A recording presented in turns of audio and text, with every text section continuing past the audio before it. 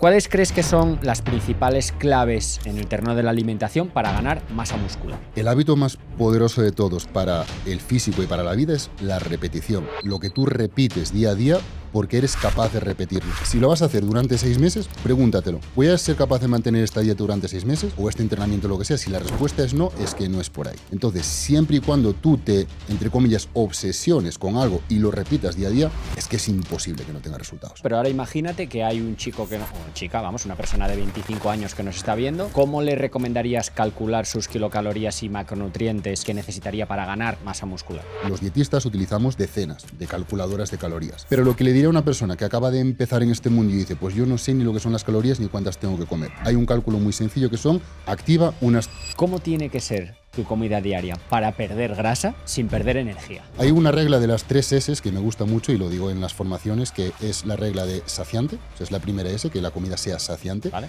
Luego tenemos la segunda S, que es suficiente. Entonces tenemos saciante, suficiente. Se puede perder mucha grasa y se puede llegar a un punto de competición comiendo sabroso. Es decir, no pierdas la dignidad nutricional por conseguir un físico, porque se puede comer muy rico y haces el proceso mucho más llevadero. Si tuvieras que quedarte con un error, el error más común que se suele cometer al recortar calorías para perder peso, ¿cuál dirías que es el que Siempre vamos a lo malo. Sí. De hecho, diría que quizás el error más grande es intentar...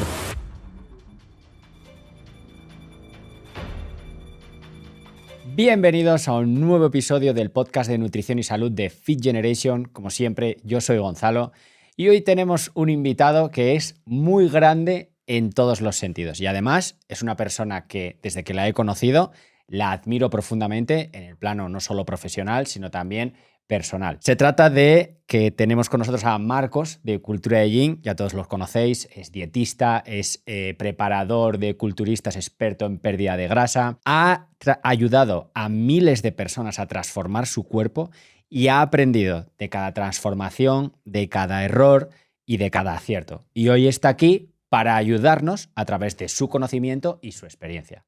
Marcos, es un placer tenerte aquí. ¿Qué tal estás? El placer es mío, encantado. Muy orgulloso de estar aquí y sobre todo que me entrevistes tú me hace especial placer. Así que muchas gracias. Genial, genial. Pues me alegro mucho yo también. Pues nada, en este episodio vamos a hablar vamos a intentar coger un poco todo, ¿vale? Lo que has trabajado, cómo comer para ganar masa muscular, cómo comer cómo ajustar la alimentación para perder grasa, que es tu especialidad, digamos. ¿Qué sabes sobre comer para vivir muchos años, 120 años? También hablaremos de tu trabajo con el índice de hipertrofia, intentar aclarar un poco de cosillas, ¿no?, que se hablan por ahí. Y a ver si nos da tiempo también a hablar de alguna polémica en redes sociales, porque lo que sé ahora, después de conocerte mucho tiempo, es que tienes un criterio que la gente merece la pena que escuche. Así que si te parece, vamos con el primer bloque, de ganar masa muscular. Venga. ¿Cuáles crees que son las principales claves en el terreno de la alimentación para ganar masa muscular? En el terreno de la alimentación, pues diría que ¿cuáles son las claves para ganar masa muscular? Y si quieres, pues un poco énfasis en la alimentación. Para ganar la masa muscular es que lo más importante es el estímulo, es entrenar con intensidad. ¿Qué entendemos por entrenar con intensidad? ¿A salir reventado del gimnasio? No, a entrenar, a dar un estímulo suficiente de lo que entendemos por cerca del fallo muscular a cada tejido muscular. Si lo vemos, por ejemplo, con una flexión de codo, pues entrenamos el bíceps, hacemos series y repeticiones hasta que llega un punto que parece que ya no podemos más. Eso es el fallo muscular, entrenar con intensidad, eso es lo primero.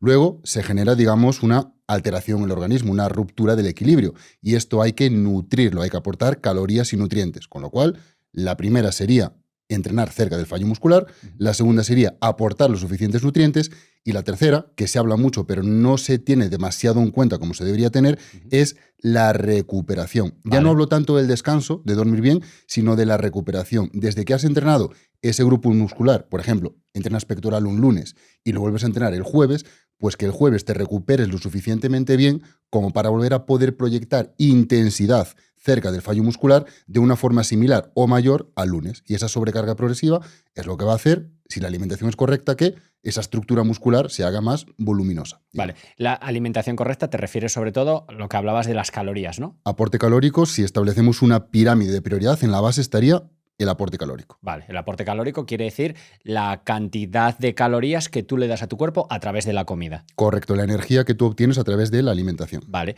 y esto que has comentado de no es salir reventado, sino trabajar cerca del fallo, o sea, ¿es compatible lo uno con lo otro?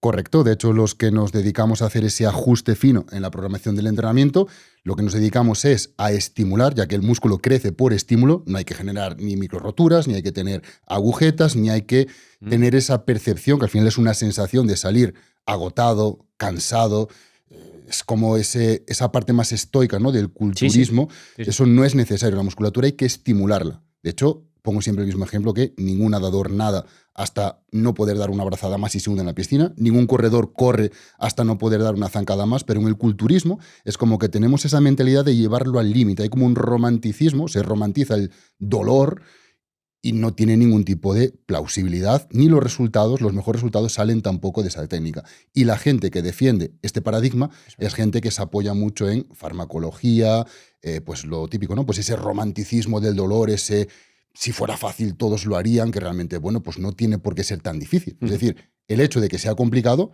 no significa que no podamos buscar caminos que lo hagan más sencillo. De hecho, muchos culturistas profesionales son criticados por no entrenar de esa manera. Por ejemplo, a Phil Heath, los que siguen el culturismo, Phil Heath ha sido varias veces campeón del Mister Olympia y muy criticado por entrenar flojo.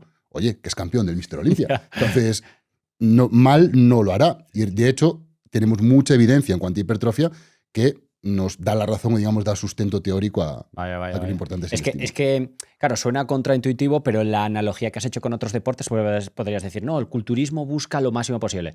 Ya, pero en la natación también buscas el menor tiempo posible, lo máximo posible. Correcto. Sin embargo, no ocurre eso. Qué buena, buenísima. Vale, centrándonos un poco ya más directamente en la alimentación, yo he visto que en redes sociales, en el mundo del culturismo y tal, se habla de, ganancia de masa muscular, se habla de comer limpio. ¿Qué es comer limpio, en realidad? Y, o sea, ¿basar tu dieta en comida limpia te puede ayudar a ganar más masa muscular o a ganarla con menos grasa? Me parece muy buena pregunta el hecho de qué es comer limpio, Sí. porque si le preguntamos a una persona, oye, ¿qué es comer limpio? Probablemente si le preguntamos a 3 personas obtendremos 3 respuestas diferentes. Lo que se suele entender en términos generales es aquellos alimentos que no han visto una etiqueta en su vida. Por ejemplo, aguacate, el plátano, las nueces. Entonces, ¿este tipo de alimentos te pueden acercar a perder más grasa? Bueno, depende del cómputo calórico total. Por ejemplo, si vamos a las nueces, una bolsa del Mercadona de nueces suele tener unas 200, 250 gramos, que son unas 1.200, 1.300 kilocalorías. Y no te comes solo eso. Entonces, si basas tu alimentación en nueces, por muy limpia que sea tu alimentación, si te excedes de calorías, vas a acumular tejido adiposo. Vale. Entonces, desde un punto de la pérdida de grasa, no tiene sentido. Y desde una perspectiva de la ganancia de masa muscular, siempre que el entrenamiento se lleve a cabo de la forma adecuada, porque una carencia de entrenamiento no te va a dar más masa muscular y un exceso de entrenamiento tampoco, muy probablemente no te va a dar más masa muscular, aunque quizás es un poco mejor pecar por exceso que por carencia, pero luego todo eso hay que alimentarlo con las calorías suficientes. ¿Tiene que ser necesariamente por parte de comida limpia? Pues no necesariamente, porque además suele ser más saciante y pues puede tener incluso para algunas personas ciertas limitaciones. Entonces, a tu pregunta, si por comer limpio entendemos eso, la respuesta es no tiene por qué ser la mejor alternativa. Pues muy buena explicación teórica, pero ahora imagínate que hay un chico o una chica, una persona de 25 años que nos está viendo, que va a entrenar 3-4 días a la semana. ¿Cómo le recomendarías calcular sus kilocalorías y macronutrientes? ¿O cuál sería el cálculo de kilocalorías y macronutrientes que necesitaría para ganar masa muscular?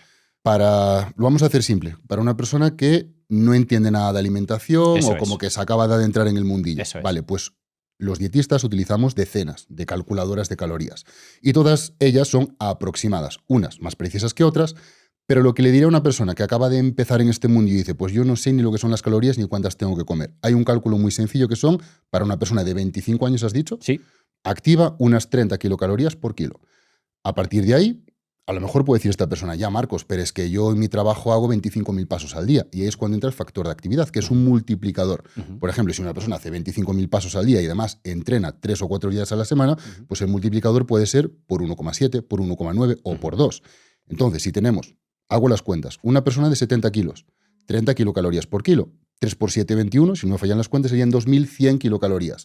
Si le añadimos un factor de actividad de 2, serían 2 por 2.100, serían 4.200. Vale. Serían las kilocalorías que tiene que tener una persona de 70 kilos, había dicho, de 25 años que entrena 4 días a la semana.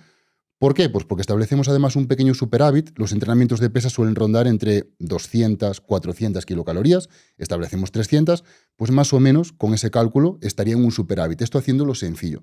Luego hay fórmulas más complejas que tienen en cuenta pues, la altura, composición corporal y digamos que son más precisas. Pero en general, para empezar, es una muy buena referencia.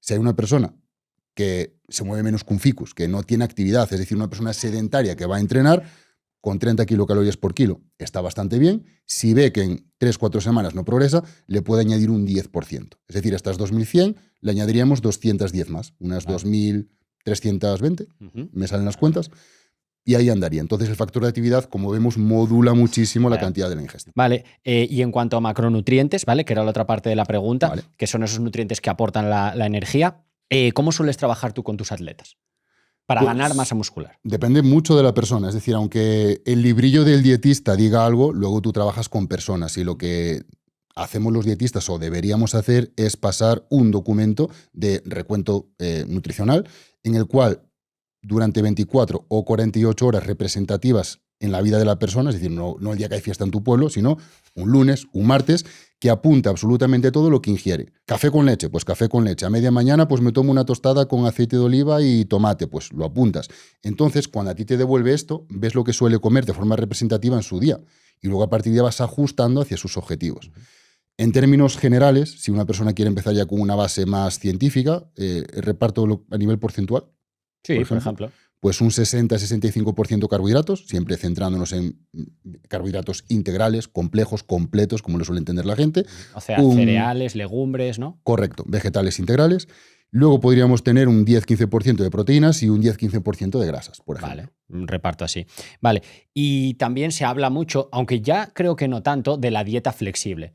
Tú, es decir, de dar pues equivalencias o tal y que la persona pueda escoger, incluso salirse de las equivalencias que se le dan siempre que pues cuadre los macros, ¿no? Y las calorías, digamos. Tú sueles trabajar más con un enfoque de dieta flexible, más rígido, pero sobre todo, ¿qué suele dar mejores resultados en la ganancia muscular? Vale, te vuelvo a hacer la del gallego y es que depende. Si a ti te llega una persona que ve más allá del arroz y pollo y no cree que el pan sea Satanás, pues obviamente una dieta flexible puede ser algo muy acertado y de hecho es por lo que nosotros abogamos.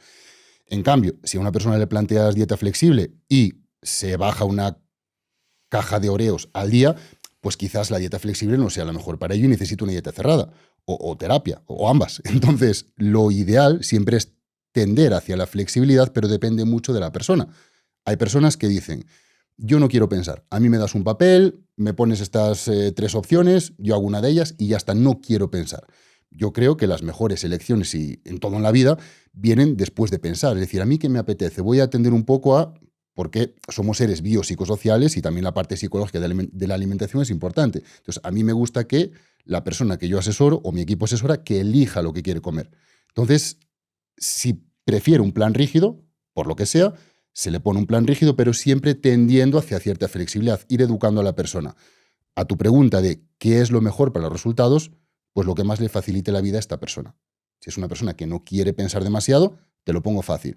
Si tú quieres aprender, yo voy a estar súper encantado en irte dando recomendaciones, en ir haciendo una gamificación para que de aquí a 6 meses aprendas a comer, aprendas a elegir alimentos, a calcular a ojo calorías, porciones y demás, y te conviertas, digamos, en tu propio dietista, por decirlo de alguna forma. Vale. Me tienes de Más soporte, pero tú educación. vas aprendiendo. Correcto, eso es. Vale. ¿Pero tú qué ves que funciona mejor? La flexibilidad siempre, en términos generales. Vale, en términos generales. Tender hacia ahí. Ok. Una persona nos puede estar viendo, ¿no? Y estamos hablando de ganar masa muscular, de calorías, pero las personas de a pie que no entendemos y tal desde fuera, decimos, vale, pues 4.000 calorías, 3.000 calorías, no sé qué, me parecen muchas. Tengo que estar obsesionado con la báscula, mirar día a día, porque tú decías que eran aproximaciones, ¿no? Entonces, eso luego se controla con la báscula. Oye, no, mira, olvídate de la báscula, que lo importante no es lo que ponga la báscula, porque podemos caer en eso, en obsesionarnos con, venga, voy a pesarme, a ver si va funcionando. Vale. ¿La báscula te refieres a la báscula de cocina? De pesar. Vale, el problema es cuando vemos la báscula como una religión. Es decir, la báscula es una herramienta útil, pero para ponerte en forma no necesitas pesar cada gramo de arroz como si fueras un narcotraficante, ¿sabes? Es decir, vale. Flexibilidad. Si no, nunca en tu vida has pesado la comida, vamos a empezar a entender el tamaño de las raciones, es decir, obviamente te vamos a poner, por ejemplo, 70 gramos de arroz o 70 gramos de pasta o 120 gramos de lentejas, entonces lo vas a pesar. Pero una vez pesas 3 veces las lentejas, pues ya sabes cuáles son las raciones. O sea, es relativamente sencillo. Obviamente, una vez dejas la báscula de lado porque ya conoces las raciones, tiene que haber un periodo de volverte a resensibilizar con esa cantidad. Entonces, en 2-3 semanas vuelve a pesar de nuevo. Pero lo ideal es que, al igual que tú mismo cuando te pesas en la báscula, pues no te estés pesando a cada instante, no estés pesando la comida a cada instante. Entonces, es una herramienta que se utiliza de vez en cuando, pero flexibilidad es lo que yo intentaría buscar siempre. Y esto no es decir, claro, pero es que esto para la gente que compite no tiene sentido. Sí tiene sentido porque nosotros hemos sacado a gente competir así. Obviamente, 3-4 días, una semana antes de la competición, hay que ser más estrictos. Pero es que el año tiene 52 semanas. Vale. 2 semanas puede ser súper estricto e ir con la báscula en la mochila, pero las otras 50 ajustarse a una norma, pero no rigidez en la norma. Vale. Eso, digamos, ahí pondría yo un poco el límite. Vale. ¿Y has visto gente que ha ido progresando muy bien y se han estancado por culpa de la alimentación? Sí, esto lo he visto muchas veces, tanto en gente con pérdida de grasa que venía de obesidad, como gente intentando ponerse muy fuerte. El estancamiento siempre es una parte que tienen nuestros clientes en diferentes puntos y es donde nosotros tenemos que hilar fino y ahí es donde está la magia, digamos, de un preparador. ¿Y qué es lo primero que revisas cuando ocurre esto? Lo primero que reviso es que depende mucho de la persona, pero lo que suele pasar es que, ¿Tú ya tienes cierta intuición o ves algún patrón normalmente? hombre, vas haciendo ojo. Yo el patrón que veo normalmente es que cuando tú llegas a un punto, que aunque siempre somos muy exigentes con nosotros mismos, tú cuando ya, pongamos el ejemplo de una pérdida de grasa, ¿vale? Cuando tú ya te ves los abdominales y te empiezas a ver venas en los abdominales y tal, y dices en plan, joder, cuánto esfuerzo he hecho y ahora lo empiezo a disfrutar. Y ahí te empiezas a esos permitidos, ¿sabes? De, buah, estoy bien y bueno, hoy le meto un poquito más de aceite de oliva y el trozo de aguacate un poquito más grande. Y empiezas como con esos permitidos, como con eso me lo merezco, y eso es lo que acaba, digamos de alguna forma, alejándote del progreso. Al mismo tiempo, si venías haciendo 15.000 pasos para llegar a ese punto, como te ves bien, dices en plan, vale, ahora ya tengo el físico, lo voy a lucir. ¿A dónde vas? A la playa, a la piscina, donde sea. Y en lugar de 15.000 pasos, haces 7.000. Entre que comes un poco más y te mueves un poco menos, ese físico o bien se mantiene o bien se va desvaneciendo.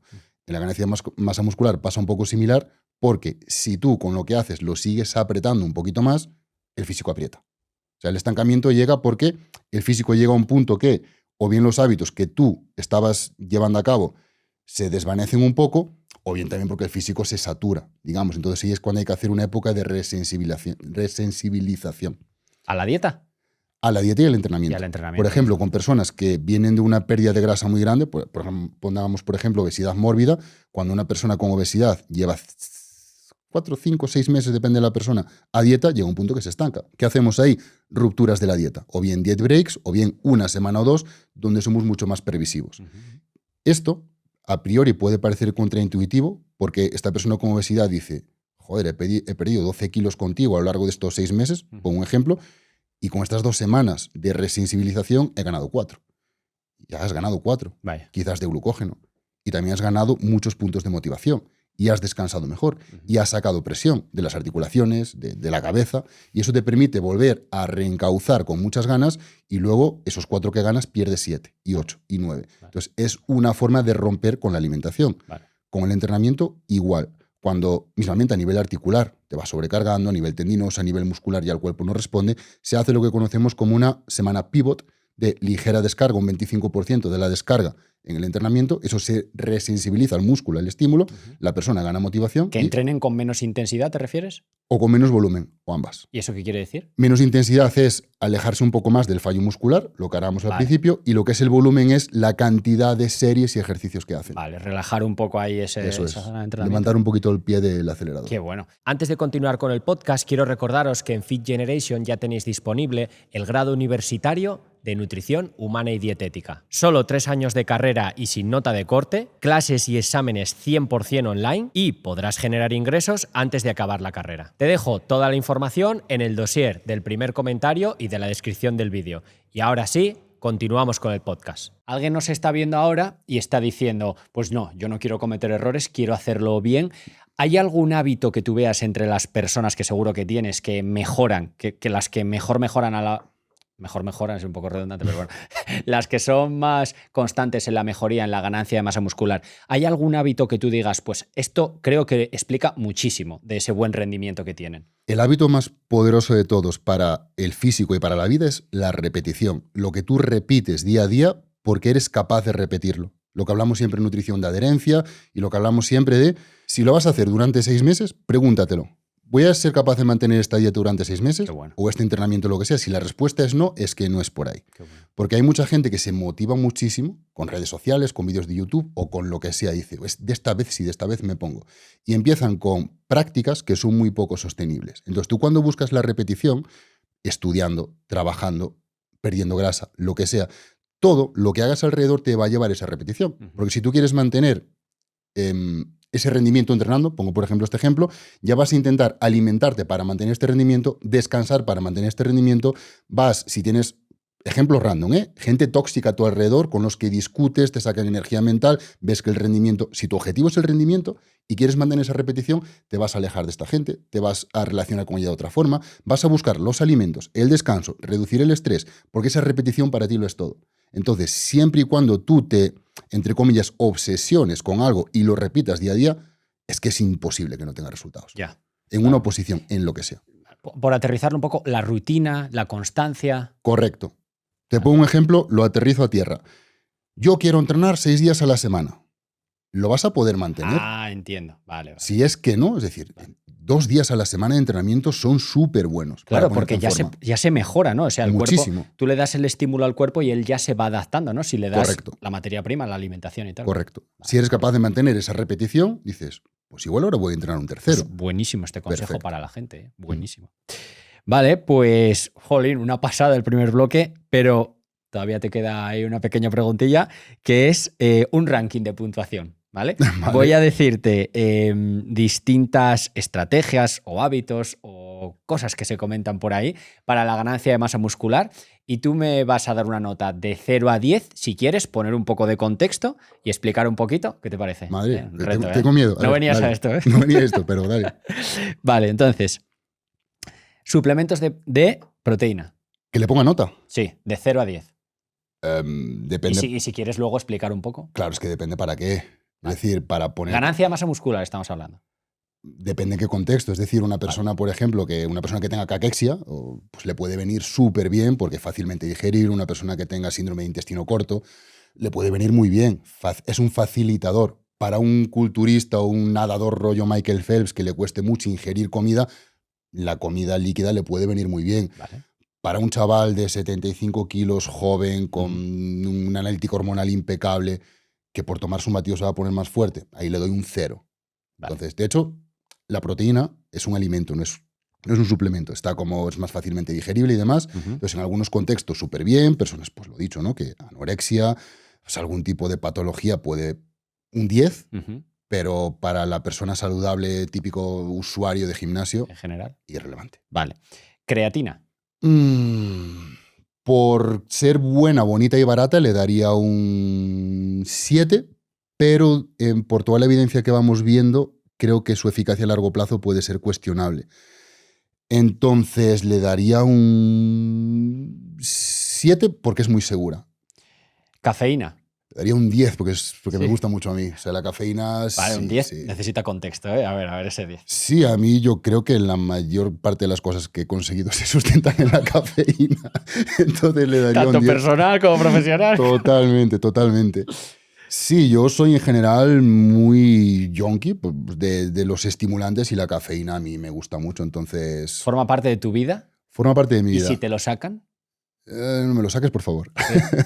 No, sí que es cierto que he visto algo de evidencia que puede modular los niveles del LDL y demás, sobre todo si no está filtrado.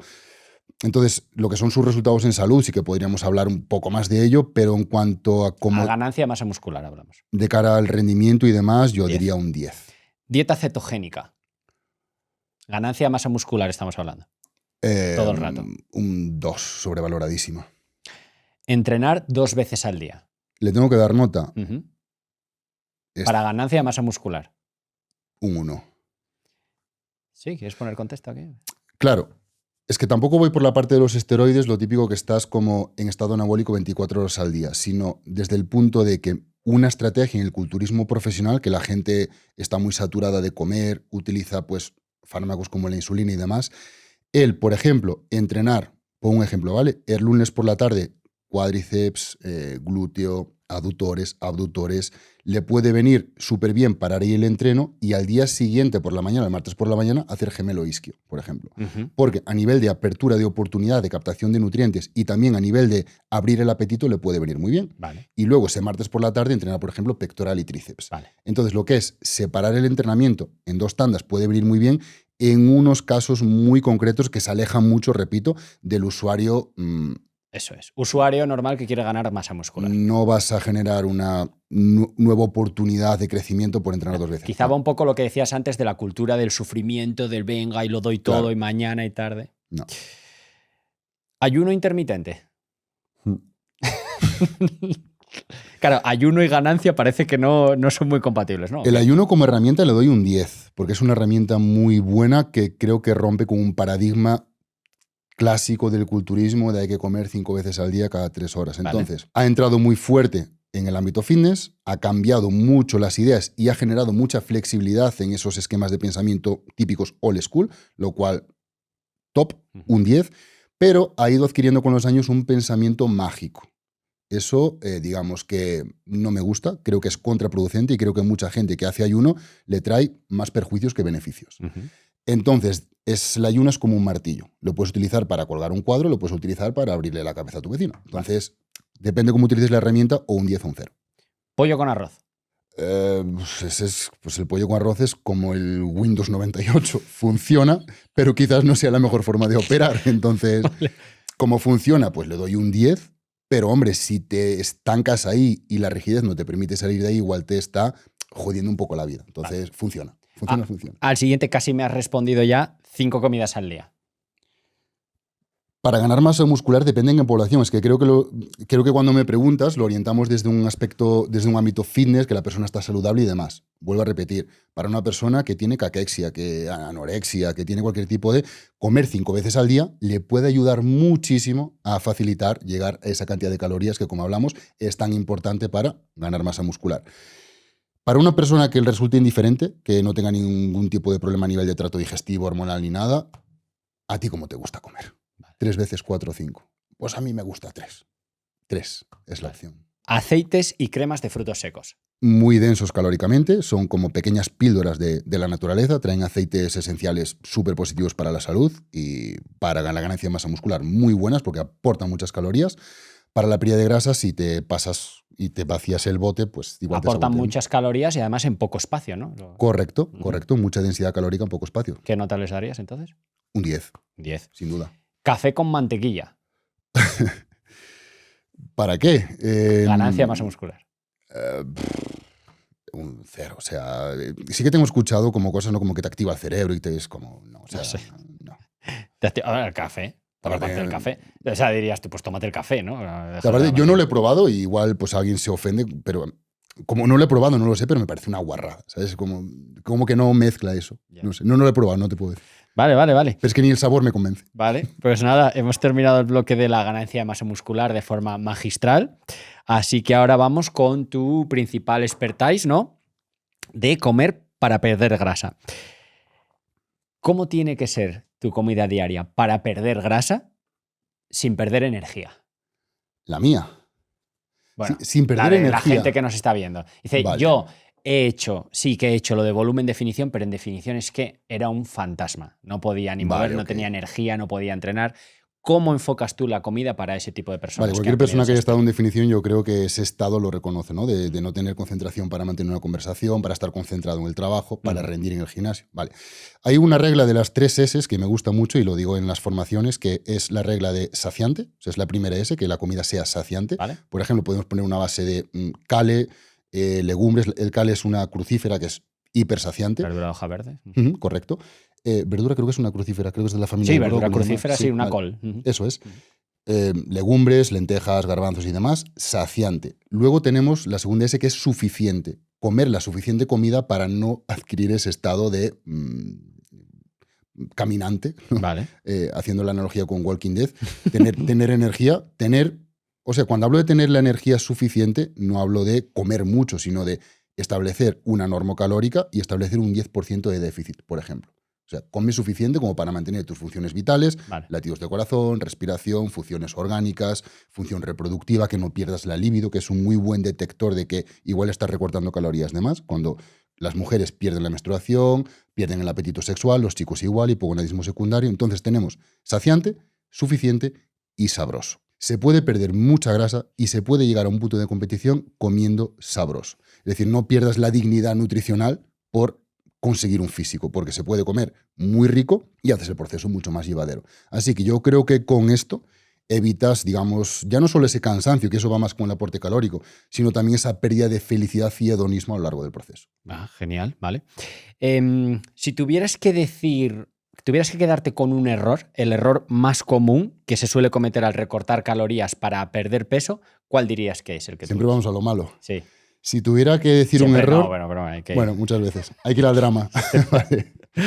Yo diría que el error, de hecho diría que quizás es el error más grande, es intentar perder grasa a través del recorte de calorías. Lo que yo propongo siempre es moverte más.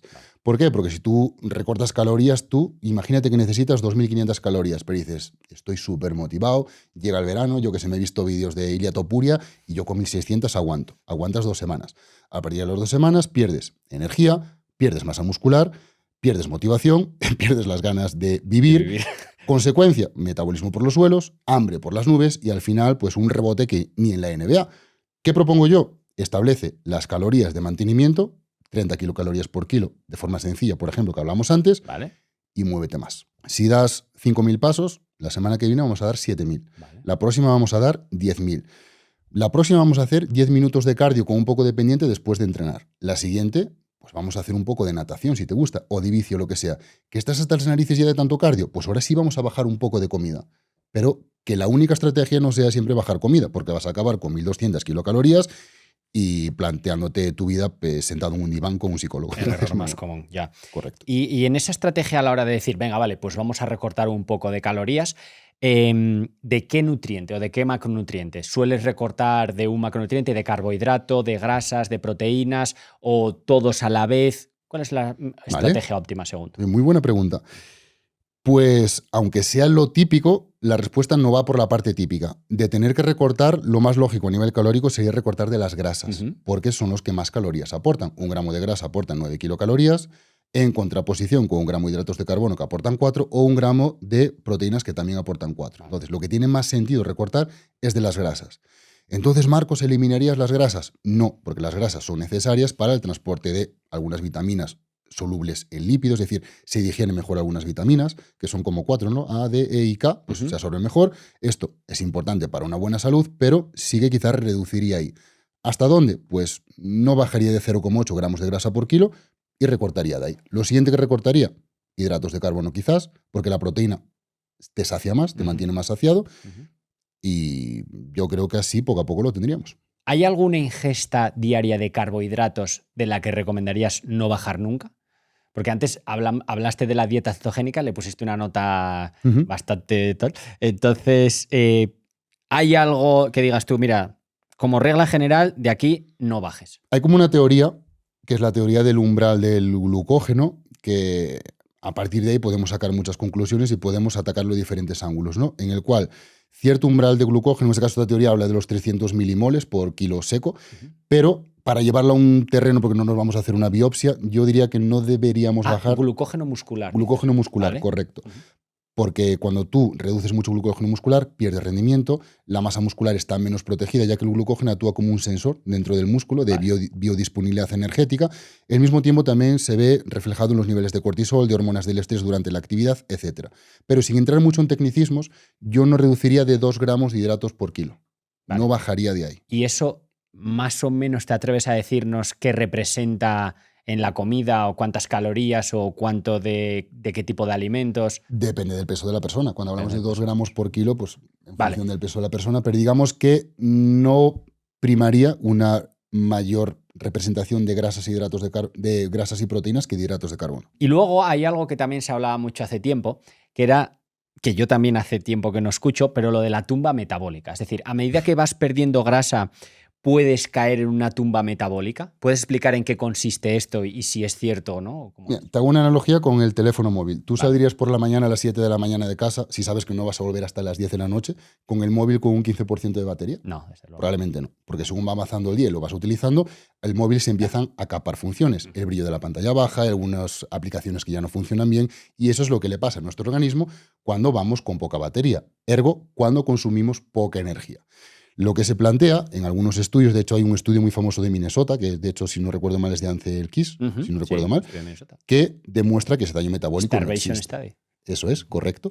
Entonces, lo que es la tumba metabólica, que se habla muchas veces popularmente, parte de la premisa como que cuando tú comes muy poco durante un tiempo se genera como un daño muscular.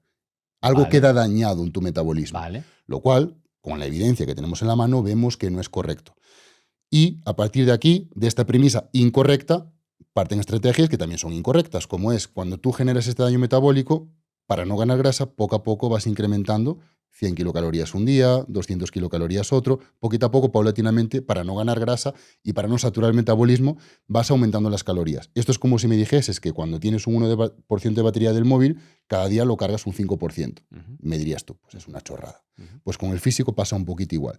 Si tú generas una supuesta tumba metabólica o tu metabolismo se reduce mucho porque has perdido masa muscular, lo que tienes que hacer si quieres recuperar la vitalidad es volver a calcular la normocalórica, volver a comer normal. Al igual que harías con tu dispositivo móvil, lo pones a cargar al 100%. Vale. Y esto se relaciona un poco con lo que se hablaba también hace tiempo del set point, ¿no? O sea, ¿tiene sentido hacer una definición agresiva, una pérdida de grasa agresiva, mantener tu porcentaje de grasa bajo, aunque sea a costa de sufrimiento, para cambiar tu set point? Si puedes explicar un poco esto y desarrollarlo. No, y a pesar de que no me gusta hablar como sentando cátedra, quiero ser muy contundente y decir que en términos generales es un poco chorrada eso. Y lo del set point es lo de que si te mantienes bajo en grasa mucho tiempo, como que tu cuerpo se acostumbra y tiende a ir hacia ahí. Correcto, es como que tú intentas con unos protocolos tocar como un botón en tu organismo que nuevo metabolismo desbloqueado. Eso es. Y eso es. esto no es cierto y de hecho, mira, te pongo la analogía contraria porque Vale. creo que se va a entender mejor con algo que se suele decir mucho en el mundo del entrenamiento, que es asentar los kilos de músculo. Vale. Cuando tú haces un volumen grande durante 1 año, 2 años, entrenas muy duro y ganas mucha masa muscular, luego esa musculatura se asienta. Y yo digo, joder, tremenda chorrada. Vale. Si tú, la cantidad de entrenamiento que te lleva a generar esa masa muscular, si tú dejas de entrenar o entrenas la mitad, esa masa muscular no tiene un soporte a nivel de estímulo o no tiene razón de ser, digamos, y esa masa muscular se pierde. Lo vemos mucho en el culturismo, natural y no natural, que cuando una persona deja de entrenar, el músculo pierde tonicidad y tamaño. ¿Por qué? Porque es el estímulo lo que te lleva ahí. Pues con la pérdida de grasa pasa algo igual. Si tú haces 40.000 pasos y comes 1.800 calorías, me lo invento, para llegar a un 10% de grasa corporal, que tú mantengas ese 10% de grasa corporal durante 4 meses, va a ser si mantienes esos hábitos. Tan pronto tú rompas esos hábitos, ese set point aparente se va a ir. Porque si lo que te llevó hasta ahí no lo mantienes, al final el cuerpo, tampoco quiero aludir a la teoría CICO, ¿no? De calories in, calories out, pero chico, al final son reglas básicas de la fisiología. Vale, y ahora hablemos del caso contrario. Entonces, una persona que se ha mantenido durante mucho tiempo con sobrepeso u obesidad, ¿tiene más dificultad también para perder grasa? Y si es así, ¿por qué? Aquí sí, porque se generan nuevas estructuras, sobre todo durante la niñez y la adolescencia. Por eso es tan importante intentar trabajar en la prevención, ¿no? De la obesidad infantil. Las células del tejido adiposo, los adipocitos, no tienen solo capacidad de aumentar. Tú no aumentas de tejido graso, es decir, no engordas solo porque aumente el tamaño, sino también porque estas células tienen la capacidad de multiplicarse.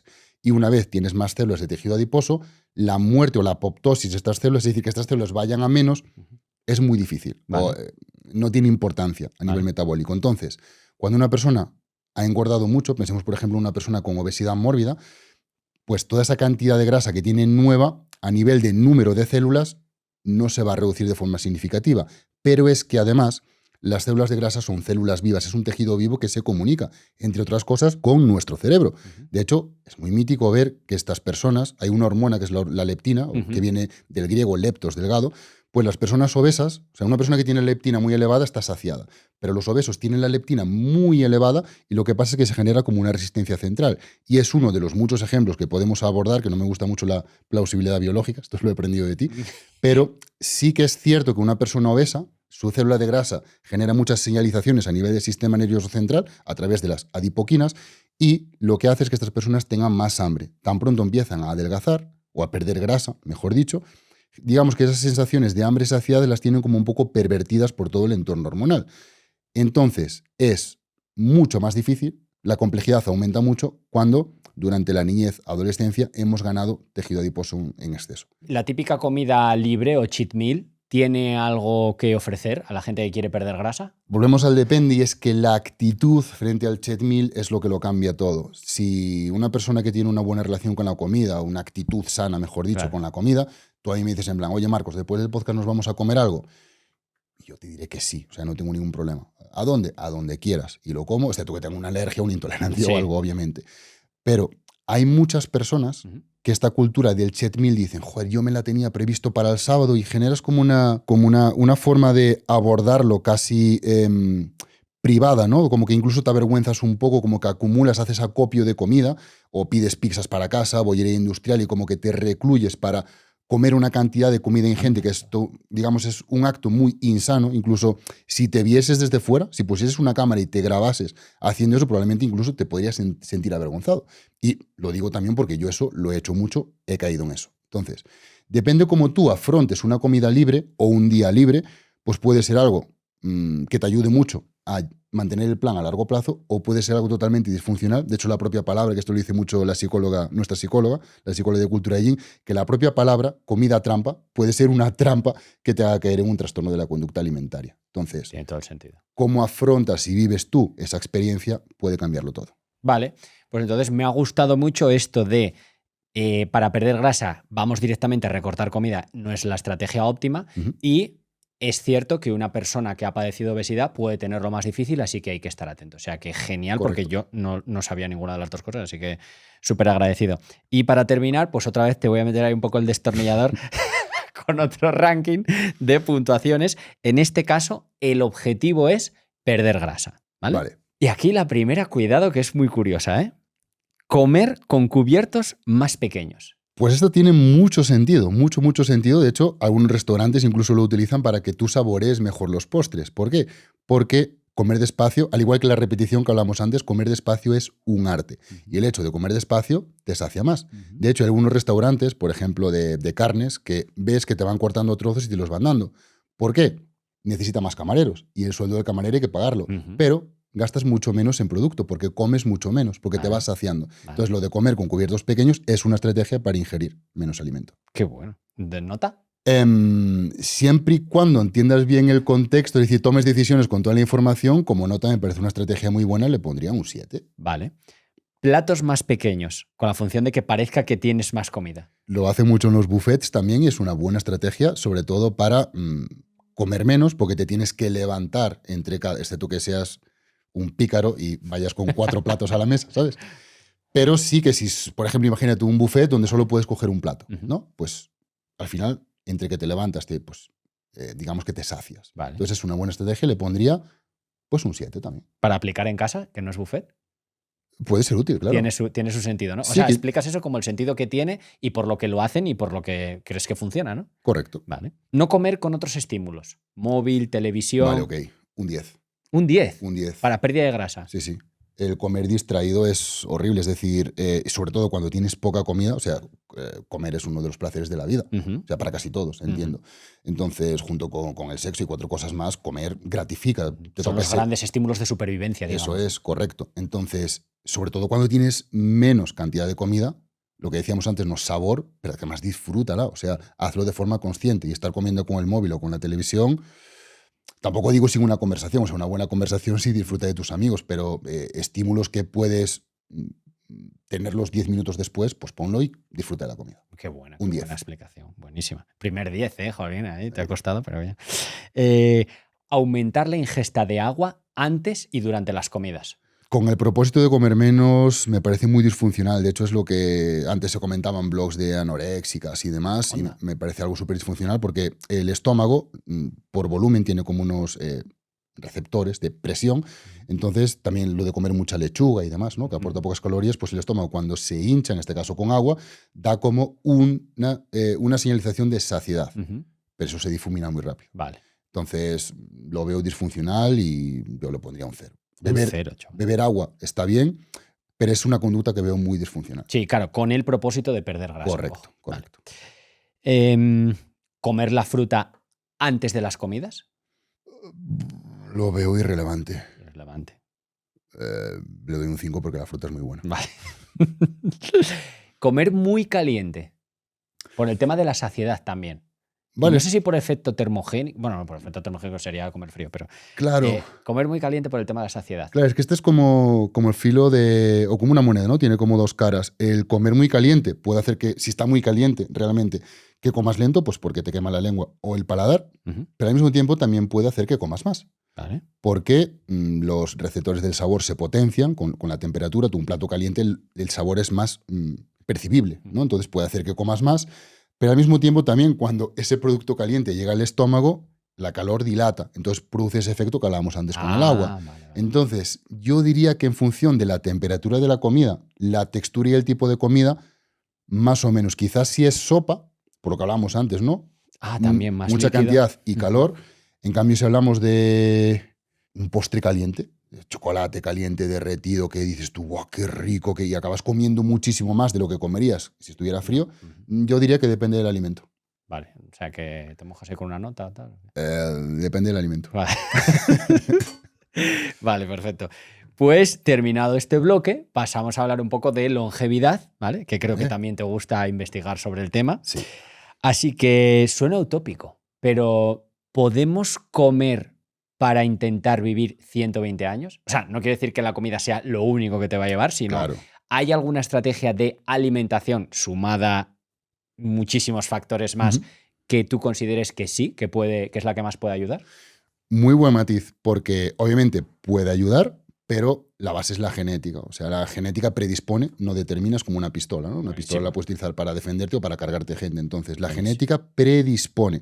Todos conocemos o vemos al típico de nuestro pueblo que lleva una vida totalmente nefasta y está con 75 años pegando botes por el pueblo. Y con mucha energía y con ganas yo qué sé, que parece que tiene gasolina por las venas, pero el tío parece indestructible.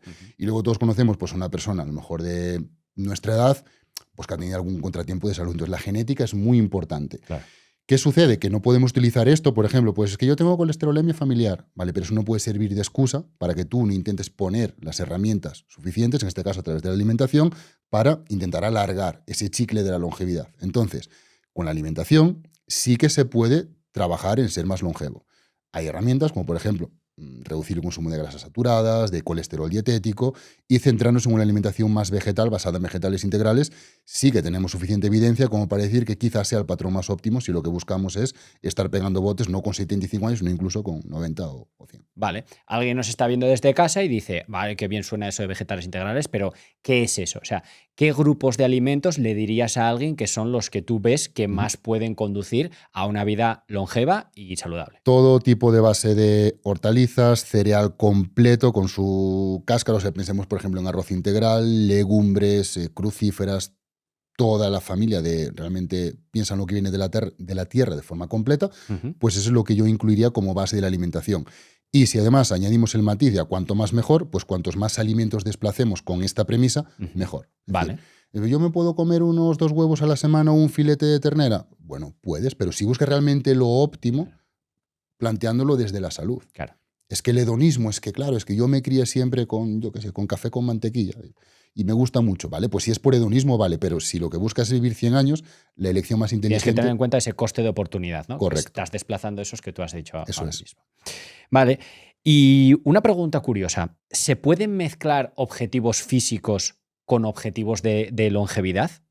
¿A qué te refieres? Mira. O sea, que se puede ser sexy y longevo, yo entiendo que sí.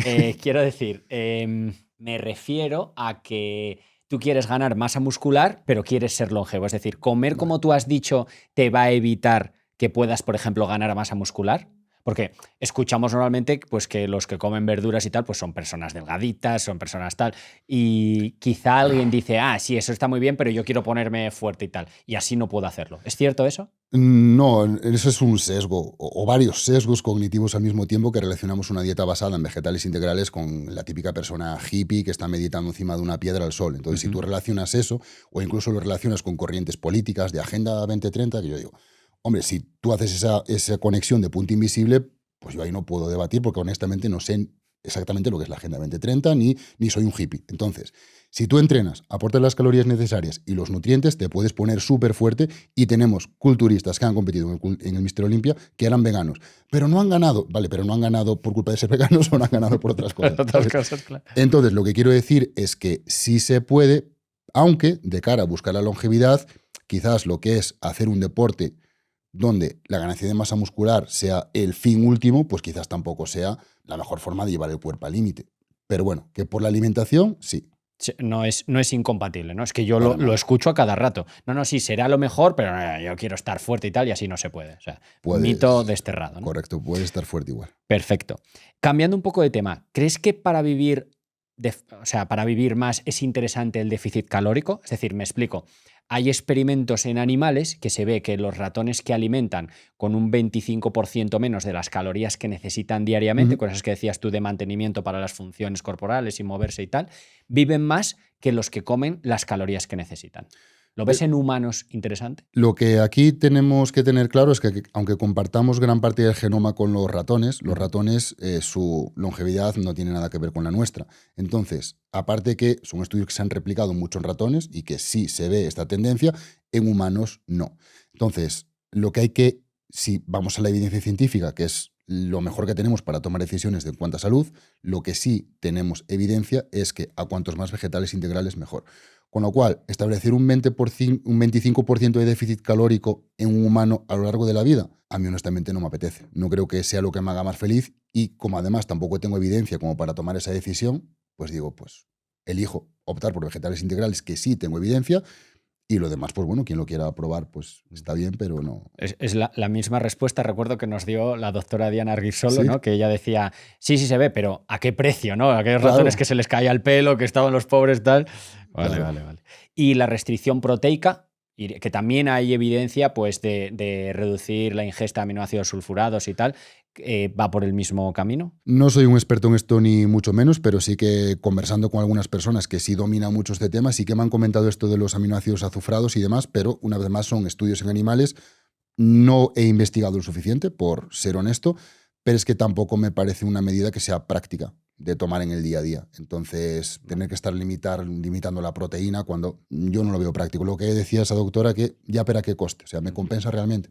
Yo diría que no. Dices que siempre hablamos de lo negativo, pues vamos a hablar un poco de lo positivo, ¿vale? Si tuvieras que resaltar, o sea, ya les he explicado a la gente cuáles son los grupos de alimentos, ¿no? Que tú recomendarías como profesional para extender lo máximo posible la vida relacionada con la alimentación, pero fuera de eso, ¿hay algún principio alimentario que digas tú, este es el que más impacto puede tener fuera de esto? ¿Para qué? Para vivir más. A cuantos más vegetales integrales, mejor. Vale. En voz alta, con subrayado, con negrita y una bengala. Vale, pues dame, no sé, un ejemplo diario de un menú de un día. De un menú de un día. Sí, de alguien que piensa en vivir sano y vivir lo máximo posible. De todas las comidas. Sí, claro, es que ¿Sí? no me atrevo a decirte 3 comidas porque igual dices tú, depende de la persona. Menú diario. No, te pongo un menú, claro, obviamente aleatorio. Pues por la mañana desayunar porridge de avena, que le puedes añadir, por ejemplo, semillas de chía o semillas de lino dorado. Si vas a entrenar, pues antes de entrenar al mediodía, pues te tomas un batido de frutos rojos con algún tipo de bebida vegetal y le añades pues unos dátiles, por ejemplo, para darte energía. Vale, qué bueno. A media tarde después de entrenar y de andar un poquito, porque moverse sabemos que es muy importante también para la vitalidad, pues un plato de arroz con lentejas o quinoa o cualquier tipo de plato así en base de cereales o legumbres que te guste, le puedes añadir 5 avellanas, yo qué sé, me lo invento. Vale. Y de cena, una base de brotes verdes tiernos, espinacas, por ejemplo, con un poco de tofu, nueces y un poquito de algún aceite de nuez moscada, aceite de oliva o lo que sea. Qué bueno, qué rico, ¿eh? Y me acaba de entrar hambre. Vale. Y en cuanto a suplementos, ¿recomiendas algún suplemento que dices tú, este sí que tiene evidencia para vivir más? Cualquier suplemento debe ser siempre recomendado en base a unas necesidades o a un déficit. Vale. Cualquiera. O sea, mismamente tomar vitamina D por si acaso, porque me han dicho que es muy buena. Tomo magnesio para dormir mejor. Vale, ¿tú has localizado, tienes pruebas tácitas de que hay un déficit de magnesio? Vale. No, pero por si acaso. A mí, por si acaso, lo veo como un gasto de dinero. Al final, los suplementos también traen trazas y otros elementos que pues tampoco sabes a largo plazo cómo van a interaccionar. Entonces, si hay un déficit localizado, sí. Si no, no. Vale. Muy bien, pues, joder, es que conciso, directo, sin tecnicismos. Vamos, a ver si vienes aquí todas las semanas porque... Muchas gracias, un honor viniendo de ti, joder. Muchísimas gracias. Vale, y ahora, como último bloque, no lo suelo hacer, pero sí me gustaría hablar un poco más de ti, como persona, de tu vida, como profesional, ya más centrado, porque, como dije antes, pues considero que la gente le vendrá muy bien conocerte, ¿no? Y tu trabajo también, ¿vale? Y en cuanto a tu trabajo, la primera pregunta es por ahí, ¿vale? Yo he escuchado hablar mucho del índice de hipertrofia, ¿vale? Pero quisiera que su creador me explicase qué es el índice de hipertrofia y para qué sirve. El índice de hipertrofia es un software de entrenamiento para entrenadores, los cuales con una pequeña formación, con una pequeña curva de aprendizaje, tienen en sus manos el sistema más preciso para programar el entrenamiento, que es la herramienta más importante, el entrenamiento que tenemos para prevenir enfermedades, para recuperarnos de lesiones, para ponernos fuertes y demás. Es un método cero invasivo para el cliente y es extremadamente útil, repito, para prevención de lesiones, para ponerte fuerte, para perder grasa. Entonces, digamos que es una metodología que está empaquetada dentro de un software con una serie de algoritmos que nos permiten pautar, al igual que hace un médico. Tú cuando vas al médico no te dice, pues una cucharadita de paracetamol, no, te dice 600 miligramos o 450 cada tantas horas. Pues lo que nos permite el índice de hipertrofia, en comparación con otros métodos de entrenamiento, es darte la dosis exacta de entrenamiento que tú necesitas para cada grupo o cada tejido, mejor dicho, muscular. Dices que son algoritmos, entonces, ¿qué se basan? ¿En las características de la persona como variables? Se basan en modelos de biomecánica, reparto de fuerzas, volumen muscular. Por ejemplo, nos hemos basado en muchos profesionales que nos han ayudado, pero nos hemos basado en estudios de volumen muscular, de centímetros cúbicos y demás, del reparto de fuerzas en función de la inclinación, por ejemplo, un press banca con codos abiertos, con codos cerrados, con inclinación, con declinación. Entonces, este algoritmo bebe de una gran base de datos que en función de los parámetros que tú le pongas, con la intensidad, número de repeticiones y demás, pues te da un resultado, una dosificación final, que sería como cuando el médico te dice 750 miligramos de ibuprofeno. Y tú dices, vale, pues 4 series de sentadilla a 8 repeticiones, ARP 8. Eso sería nuestra dosificación. O sea, que lo que quiero decir, está pensado para personalizar. Al milímetro, al correcto. Milímetro, eso es. Vale. Esas son las variables. Ok. ¿Qué errores has visto al ponerlo en práctica? Hostia, muy buena pregunta. El índice de hipertrofia, dices. Sí. Pues los errores más grandes que he visto a poner en práctica el índice de hipertrofia y también otros métodos de cuantificación del entrenamiento es tratar al cliente como un crío pequeño. O sea, tratar al cliente como si fuera tonto. Vale. Entonces, ¿qué quieres decir con eso? Quiero decir que muchos entrenadores tengo visto que, claro, pues que realmente el cliente final no entiende esto. O sea, no entiende que sea tan importante. Y dicen, claro, narices, explícaselo. Vale. O sea, que nosotros también tenemos una labor educacional.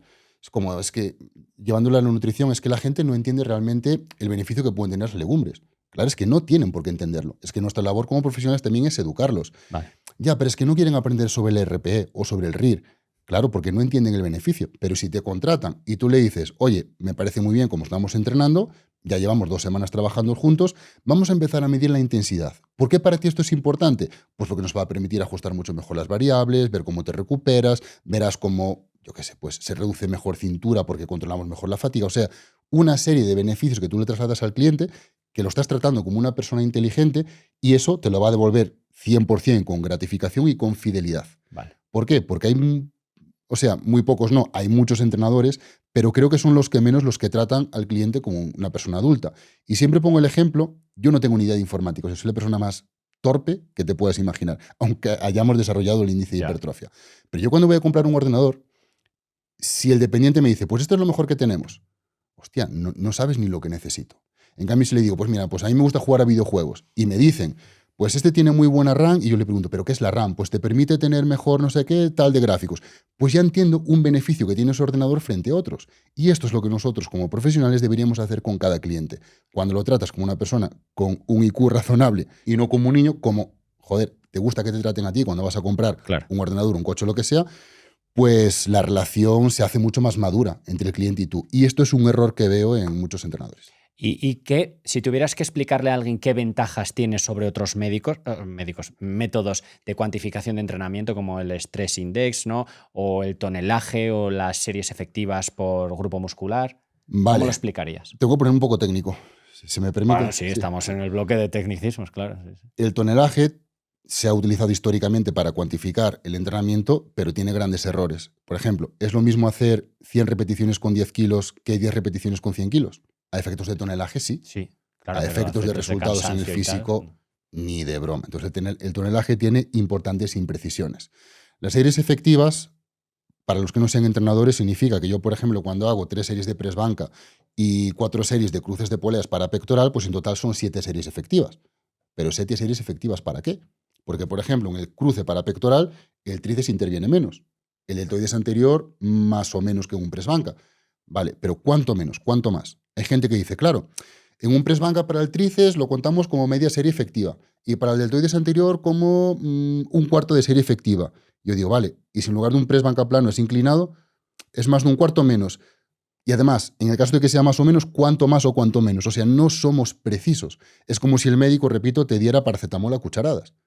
Obviamente tiene potencial dañino. Y dices tú, ya, hombre, pero eso en el deporte, ese daño no sucede. Hostia, que se lesiona poca gente, ¿sabes?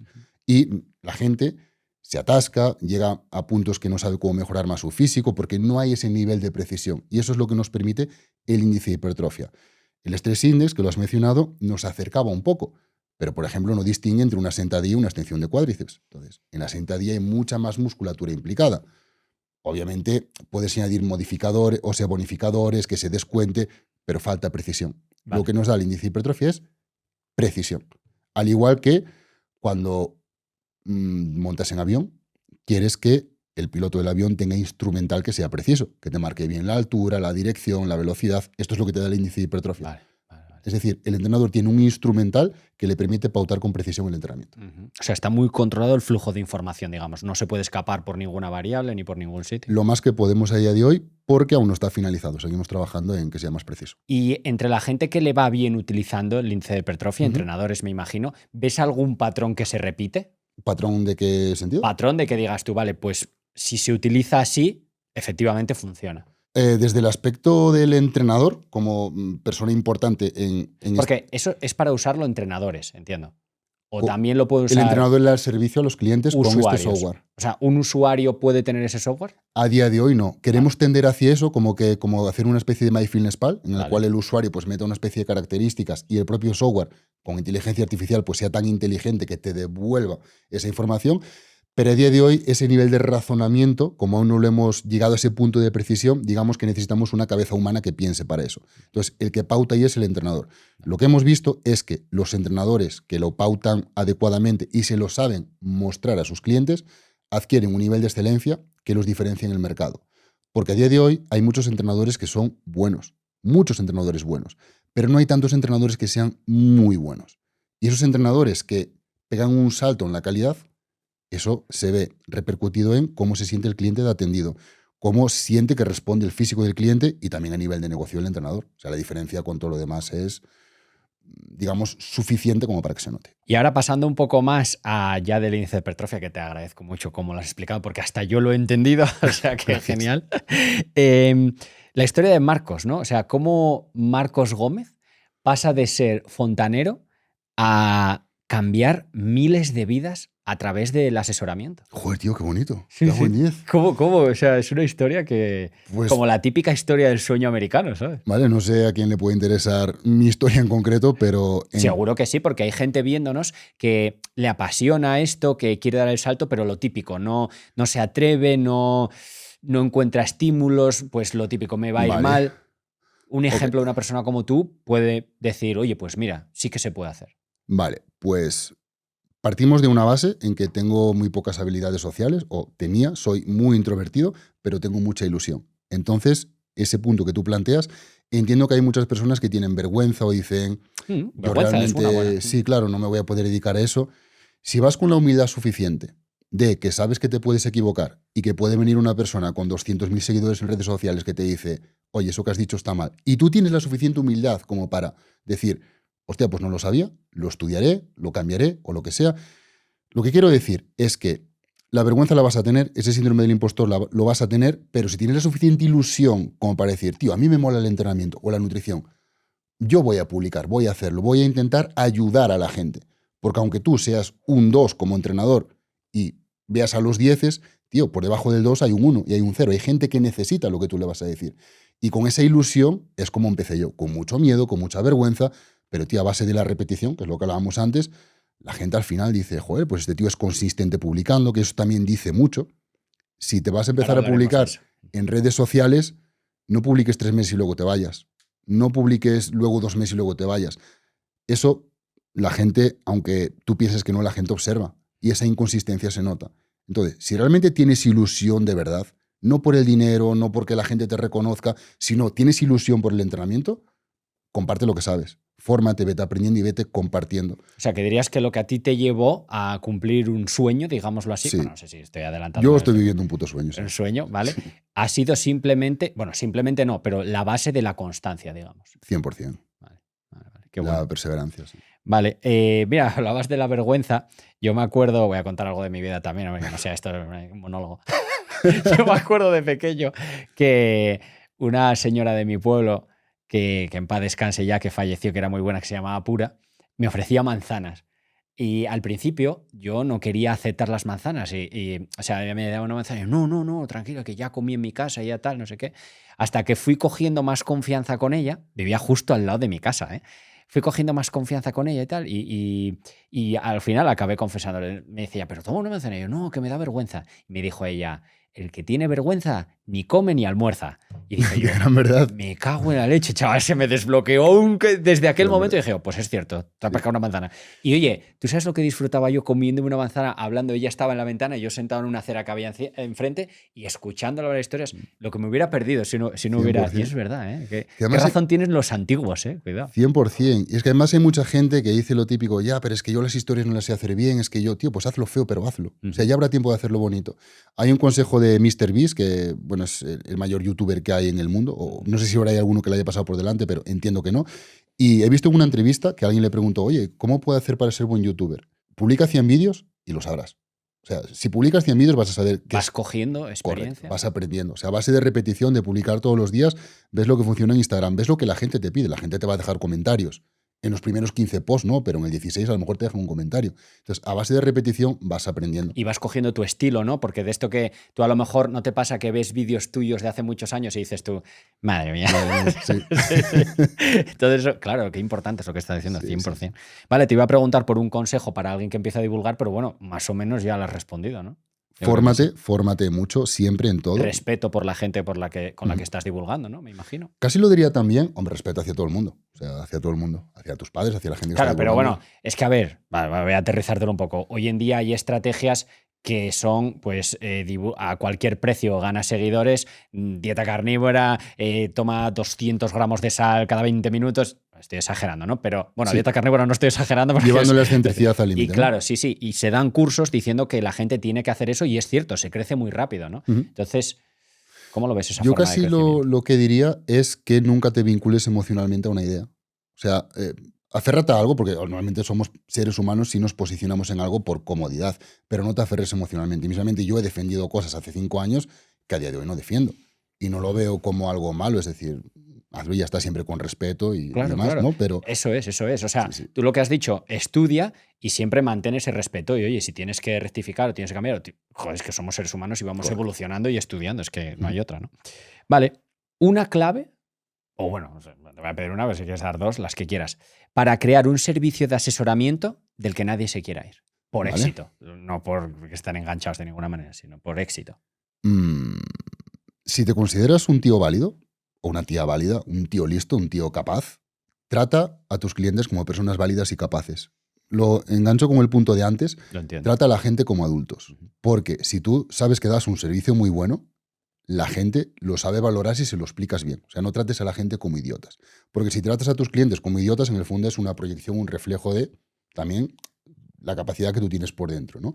Y si realmente dices, claro, es que a mí me gustaría ofrecer un servicio muy bueno, pero es que tampoco sé cómo hacerlo. perfecto, tienes una muy buena respuesta, fórmate más, fórmate lo suficientemente bien como para poder trasladar el máximo beneficio posible a la gente que confía en ti. Seas nutricionista, seas fontanero, carpintero, electricista, la gente te lo agradecerá. Y una persona que ha tenido 3 electricistas en casa, ¿a cuál va a volver a llamar? ¿Al que le ha hecho la ñapa a mejor precio? No, al que se la ha hecho mejor. Vale. Entonces, sé bueno y demuéstraselo a los demás. Vale.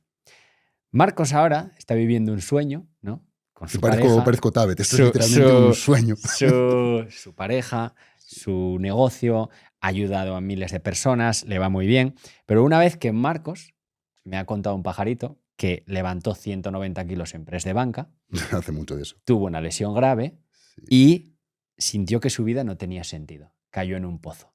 ¿Cómo saliste de ese pozo? Pues bueno, no fue exactamente por eso. Yo sí que es cierto que pasé una depresión muy jodida. No fue propiciado por las lesiones, simplemente por poner un poco de contexto. Es que no sé qué me pasó. Entonces, como no sé qué me pasó, pues explico cómo yo lo he vivido.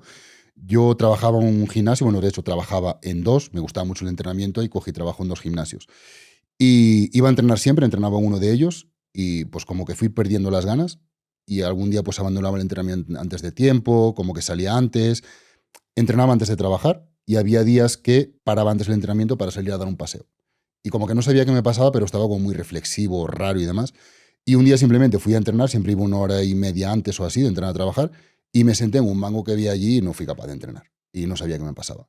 Y a partir de ahí, pues todo empezó como a darme absolutamente igual. O sea, no me importaba prácticamente nada. O sea, por ejemplo, una persona me daba una buena noticia y yo te diría en plan, o sea, Gonzalo, sé que debería alegrarme, es que, tío, no siento nada, ¿sabes? Entonces, al igual que entré, pues de forma prácticamente anecdótica también fui saliendo y lo que catapultó esa salida fue que adopté una perrina, que es la perra que tengo a día de hoy, y el hecho de el cariño incondicional que me daba el animal y empezar a salir a dar paseos con ella, pues me fue sacando de ahí, poco a poco. Pero digamos que no sé qué me pasó. En ese momento sí que dejé de entrenar absolutamente. Quizás la lesión pues empeoró un poco el estado, pero bueno, no fue relacionado con el entrenamiento, creo. Y luego una vez salida ahí, sí que es cierto que vi el entrenamiento de una forma totalmente diferente, no desde una forma de catarsis, sino desde una forma de esto tiene que sumar a mi vida, mis relaciones personales tienen que sumar a mi vida y la nutrición tiene que sumar a mi vida. Entonces la depresión me cambió, no sé por qué llegué ahí, no sé por qué salí, espero que no vuelva, pero bueno, sí que ves la vida con otras gafas. Vale, pues muchísimas gracias de verdad por abrirte tanto. Nada. Y no sé si eso tiene algo que ver o no con la exposición en redes sociales. Es decir, me imagino que tú has estado más de 11 años, o sigues, vamos, divulgando en redes sociales y es imposible que no te haya caído odio, ¿no? ¿Te ha afectado personalmente alguna polémica? Muchas, al principio muchísimo, pero como toda la vida vas haciendo callo. O sea, a día de hoy no me afecta, tampoco quiero decir en absoluto, ¿no? Porque quizás si te cojo un día emocionalmente más, yo qué sé, sensible, sí que te puede afectar un poco, pero sobre todo como un mensaje para la gente que empieza, te va a afectar. Pero plantéate o situaros en el punto en el que una persona deja un comentario que entendemos por hate, ¿no? Como que Claro. eres un pringao, eres un flaco, eres un Sí. gordo, no tienes ni idea. Piensa en el estado emocional que hay tras la persona que pone ese comentario. ¿Realmente vas a dejar que te influya? Y además hay un sesgo muy importante o muy característico que nos suele pasar, que te ponen 5 comentarios diciéndote que eres el mejor y te ponen un comentario diciéndote que eres un gordo de mierda Y ese es el que... y ese es el con el que te quedas, es el que te afecta. Cierto. Entonces tenemos como una serie de esa percepción selectiva de quedarnos con eso y, aunque sé que es difícil, intenta rotar el foco y centrarte en lo demás porque al final los que te aprecian de verdad y que te deja un comentario ridículo de ese estilo, a los 5 minutos de dejarte el comentario se ha olvidado de ti. Entonces, Es que es verdad, ¿eh? Porque es tan obvio y suena tan fácil, pero ¿cómo nos afecta tanto, no? ese razonamiento que acabo de hacer yo, muchas veces me lo tengo que hacer. O sea, es como que me lo tengo que recordar porque es difícil. O sea, las emociones te llevan al comentario. Pues has dado algo práctico, recordarte el razonamiento, porque es fácil, lo que pasa es que se nos olvida que es así de fácil. 100%. Y luego que se va haciendo callo. O sea, te llaman idiota una vez y dices tú, ¿pero por qué me llamaría idiota? Te lo llaman 100 veces, es como, bueno, pues a lo mejor sí que tengo algo que mejorar. Sí, ya lo he superado. Sí. Sí. ¿Volverías a tomar esteroides anabólicos? Si volviera al pasado con lo que sé hoy, no. Es decir, los esteroides es un fármaco que ni es negativo ni positivo, es como todo, simplemente es. De hecho, es un fármaco que se desarrolla para tratar pues, algunas deficiencias y demás, ¿no? Entonces, un chaval joven de 22, 23 años necesita suplementarse con hacer un por 10 en testosterona, no lo necesita. Y si volviera atrás, no lo haría con lo que sé ahora. Sí que es cierto que por ser honesto conmigo mismo, porque estoy reflexionado mucho sobre esto, porque es un error que he cometido, pero por mi carácter, por mi forma de ser, siempre iba a estar con el easy. Y si pruebo que pasará a mi cuerpo, que... Entonces, esa curiosidad yo creo que me hubiese llevado a consumirlos otra vez en el caso de que olvidase todo lo que sé hoy. Entonces, a toro pasado todo es muy fácil. Creo que si volviera atrás 20 veces, por mi carácter, 20 veces caería y sí. ¿Ha sido un error? Sí. Con la información que tenemos ahora, si volviera atrás con la información que tenemos ahora, o no lo habría hecho, porque se habla mucho más de los perjuicios. Antes hablaba como, esto no pasa nada, esto es todo bonito, ¿no? Esto es la hormona de la vida. Bueno, también tiene efectos perjudiciales. Con toda la información que tenemos hoy, o no los hubiera consumido, o hubiera optado por otros compuestos y de otras formas que no hubiesen dañado tanto mi salud. Entonces, a tu pregunta, valoro muchísimo toda la información que hay a día de hoy, y si volviera atrás, no lo sé, pero sí estoy seguro que ha sido un error. Vale, o sea, con la información que tienes ahora, no volverías a hacerlo. No. Vale. Seguro que hay alguien que nos está viendo que está pensando ese mismo y si lo uso. Quiero saber a dónde llegaría. ¿Qué le dirías a esa persona? Pues depende desde qué ángulo venga esa curiosidad. Obviamente, si quieres experimentar esos cambios en tu cuerpo, es como cuando consumes LSD, vale, yo a nivel teórico puedo entenderlo, pero es que quiero experimentarlo. Pues creo que ahí no te puedo ayudar. O sea, es como si quieres experimentar, yo qué sé, pues tirarte en paracaídas. Por mucho que te explique la teoría, pues te vas a querer tirar y punto, ¿sabes? Si lo quieres experimentar desde el punto de encontrarte con mejor salud y demás, hazte un analítico hormonal, mira en qué parte de la brecha está tu nivel de testosterona. Si tienes 25 años, hazte una analítica, cuando tengas 28, hazte otra, cuando tengas 32, hazte otra, y cuando tengas 40, 45, vete haciendo analíticas. Y si en la analítica ves una caída en la testosterona que se acompaña de sintomatología, que tú te encuentras con menos energía, has perdido masa muscular, plantéate el uso, si es por salud o es por estado anímico, lo que sea. Pero si tienes 20 años y piensas que vas a estar más saludable por consumir más testosterona, tu cuerpo produce la suficiente, excepto que tengas algún tipo de patología. ¿Hipogonadismo? Correcto. Si es por curiosidad, pues yo no soy nadie para decir nada. Muy bien. Y por último, ¿te has mudado recientemente a Andorra? Correcto. ¿Por qué? Por muchos motivos. El primer motivo principal es porque, ante todo, me considero emprendedor. O sea, es como algo que, aunque no me gustan mucho las etiquetas, pero en general encuadro bastante bien dentro de esa etiqueta de me gusta lo que se conoce como brainstorming, ¿no? Como intercambio de ideas, como si algo me motiva, pues ponerlo en práctica. Entonces, Andorra es un sitio, también me sea por, hay clima emprendedor, porque también hay un muy buen clima fiscal que atrae emprendedores.